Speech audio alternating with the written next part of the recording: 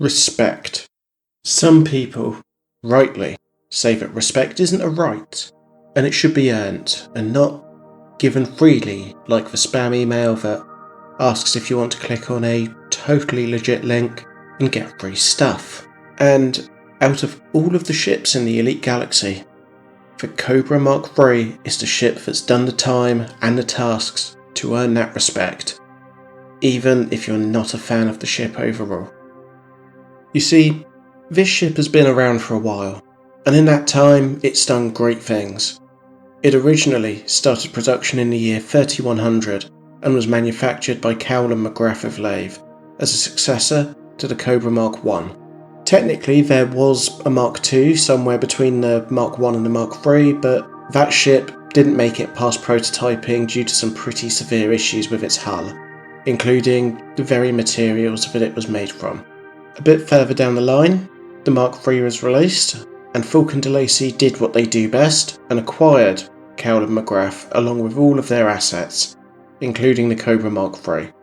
Interestingly, speculation says that DeLacy were involved in the design of the Cobra Mark III before they'd even acquired Cowell and McGrath.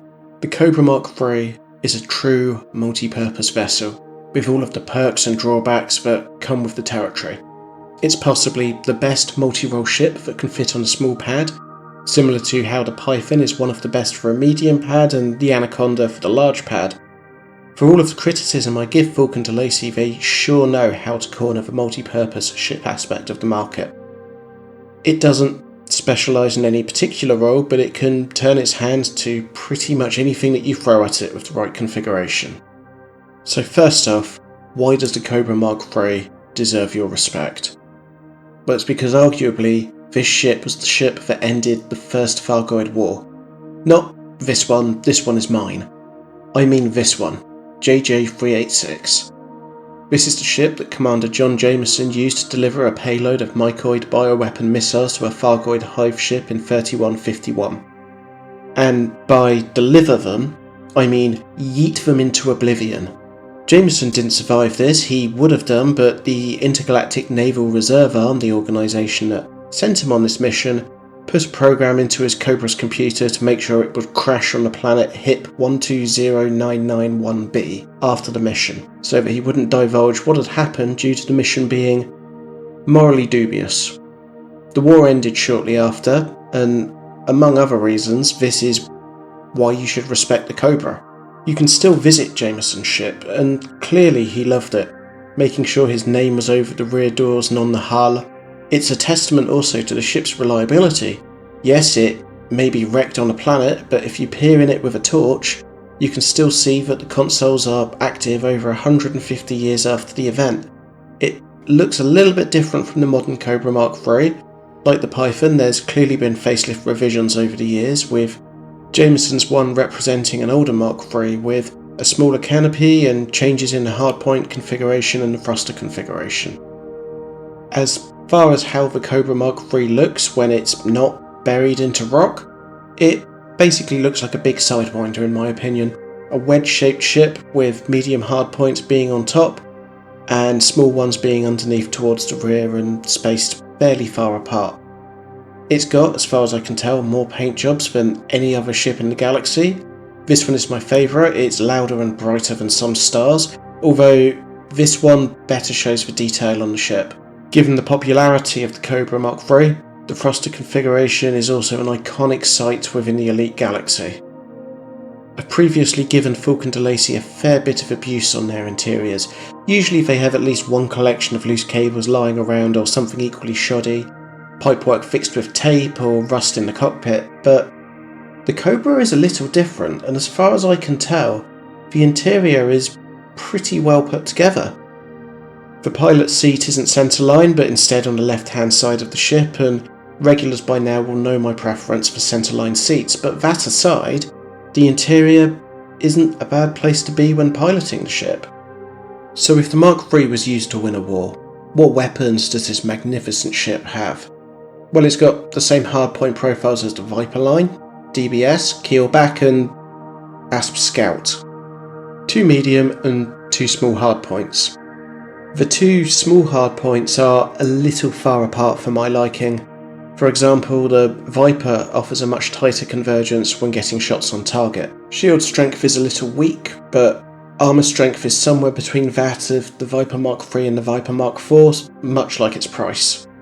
Similar to the Vipers, you also get 2 utility mounts, but unlike the Vipers, you also have cockpit space to bring a friend. It's reasonably fast too, with numbers like 500 meters per second easily attainable under boost, and with a little bit of tweaking, 650 meters per second is theoretically doable in a lightweight build with luck and heavy engineering. Manoeuvrability isn't bad either. I prefer the way the Viper Mark III handles, but that's personal preference. Either way, it's a textbook light strike ship. Obviously with this configuration of weaponry, it's easy to get outgunned by larger, more combat-orientated ships, but it's generally manoeuvrable enough to sit in the exhaust of a larger ship and hammer away at its engines until boom time. For exploration, a jump range of 45 light years is possible with the relevant engineering and boosters.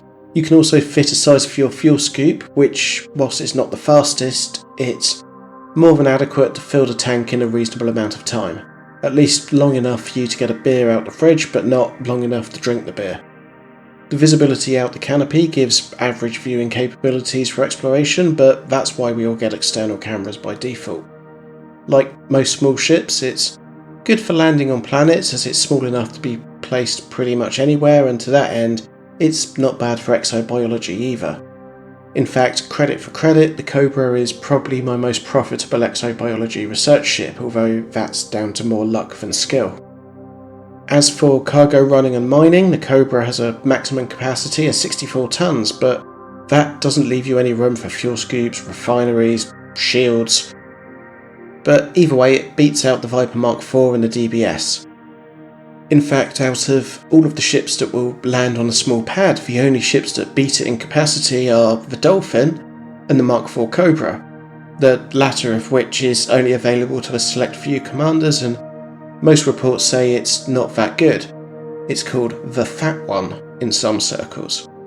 Maybe its even number of Cobras are cursed, a bit like how odd-numbered Star Trek films were cursed until Nemesis was released. As for the Dolphin, it's not really fair to compare it to the Cobra, given that the Dolphin costs 1 million more credits. Again, bear in mind that the Cobra is significantly cheaper than 1 million.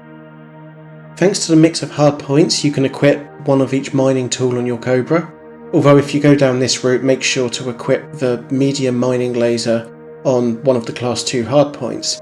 Strip mining on a single Class 1 mining laser is painfully slow. I would personally rather go and get acupuncture with an axe. Either way though, between the hardpoints and capacity, the Cobra can do reasonably well for an early introduction into mining and short jaunts into resource sites. In terms of price, it's also pretty reasonable. Without discount, it's around 350,000 credits, and it's easy to use the Cobra to make that money back in a short amount of time. Although then you'll probably spend some money and time outfitting the Cobra to whatever role you want to focus on. It's priced under what I would consider to be its closest rival, the Viper Mark IV, which is a combat multi-role ship as opposed to a true multi-role ship. The Cobra also has a higher mass lock factor than either Viper, making it more difficult for an enemy to trap you. So in conclusion, the Cobra Mark III is a ship that you shouldn't ignore. It's got the history and abilities to make it respected, what with the whole ending a war thing and also its multi-role talents. If you want to go for a combat-orientated multi-role that's small, I'd suggest looking at the Viper Mark IV, but either way it's not going to break the bank to buy both eventually, so there's really no excuse for not playing around with the Cobra during your elite career. It was considered advanced at the time it was designed, and because of that it's got no problems keeping up with more recent designs. There is something special about a 200-year-old ship that kicked ass, ended a war, and then continued to kick ass over the course of the next 150 years, all the way into the following Thargoid War.